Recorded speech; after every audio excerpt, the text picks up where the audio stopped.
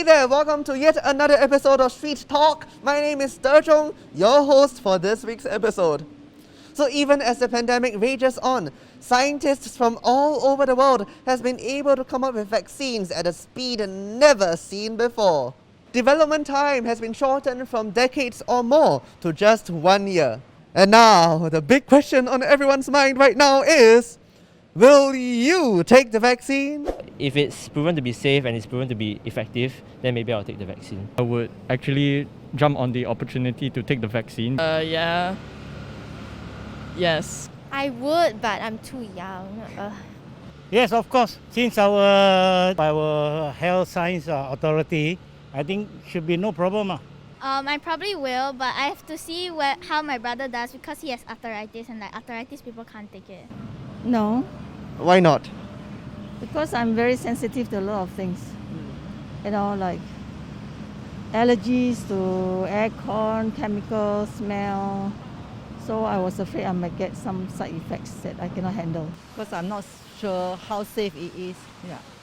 I think I'll be scared to take it because I'm afraid of side effects. So what side effects are you afraid of? I don't know, maybe cancer or something. Who are you taking the vaccine to protect? I definitely think my family and my friends and just people around me who I hang out with. My family, my older family, so my parents, my grandparents, older people that I work with. My students, because I'm a teacher and I'm around young people. My friends, my family, especially when I go to work, I'm always interacting with my colleagues. Everyone in school. So the government actually gives us a choice to take the vaccine or not. But do you think there should be this choice? Yeah, I feel if you're not comfortable to take the vaccine, then fine. Yes, I think it should be made available. We should not make it an option whether to take it or not. But no, you shouldn't have the choice, I guess, because it's really serious and we got to do all that we can to try and stop it. Yeah. I think people should be given that choice. Alright, so most of street talkers would want to take the new COVID-19 vaccine, but they are not so sure about the health hazards and risks associated with taking such a new vaccine. So right now, let's see what our health professional has to say about this. From the large clinical trials, we know that the two mRNA vaccines, the Pfizer and the Moderna, result in a 90 to 95% reduction in the incidence of symptomatic disease. For the Oxford vaccine, the difference was lower, but still above 70%. And we still haven't seen actual official figure about the Sinovac. But in general, the whole point of vaccination is to prevent you from catching COVID. Okay, now traditional vaccines basically involve growing the virus in a lab, and then you kill the virus. Then you inject the kill virus into people, and then people will develop immune cells which not only kill the dead virus, but also they are trained to recognize the live virus should they get exposed to it later on. Now, this is a technology which has been used for 100 years, and it works very well. Every year, the flu vaccine uses the same technology, and it's been very safe, and it's been widely used.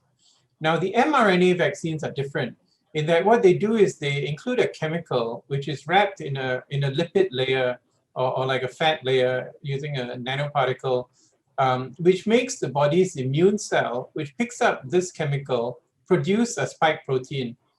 Now, this spike protein, which the body's immune cell produces, is very similar to what is on the surface of the virus.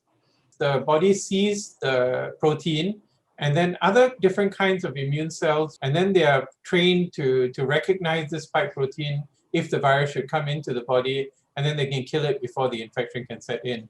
Using a protein to stop an infection through a vaccination is not new because that's been done with the pneumonia vaccines.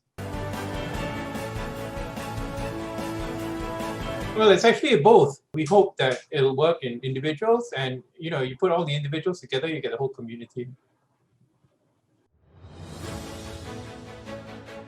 That is not true. An mRNA vaccine cannot alter our genetic makeup.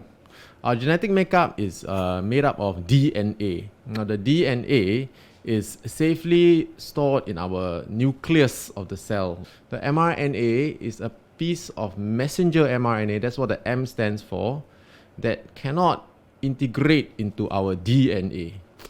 The DNA will be used to write a small node called mRNA and is sent out of the nucleus for the mRNA to transcribe into protein. So it is exactly this process that the vaccine is using. So it is a small fragment of mRNA that will be transcribed into protein, and hence it cannot alter the DNA of our cells, which is our genetic makeup.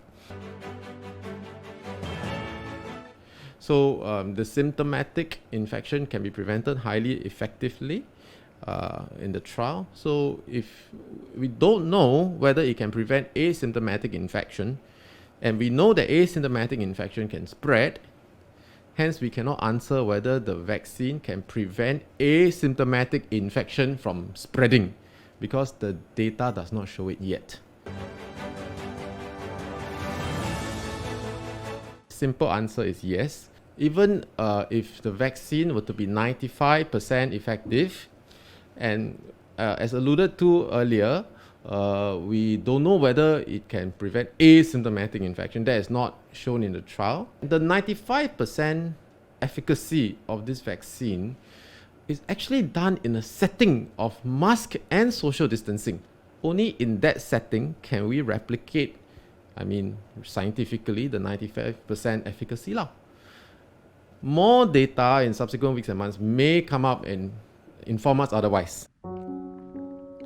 We share some advice from Dr. D.P. Prakash, FRCS, an American doctor. Nothing is 100% safe. Every medicine has side effects, including kidney failure with Panadol, fatal allergic reaction with antibiotics, etc. The choice is ours, but judgment must be based on risk versus benefit. With more than 100 million infections in just 1 year, the risk is overwhelming. The vaccine is part of the solution together with masks and social distancing until the world develops herd immunity. If you think you can't get COVID, don't take the vaccine. Otherwise, do your part. Alright, so you heard him. What are your thoughts? Leave your comments in the comment section down below. Like this video, subscribe to Happy TV, and we will see you next week. Goodbye.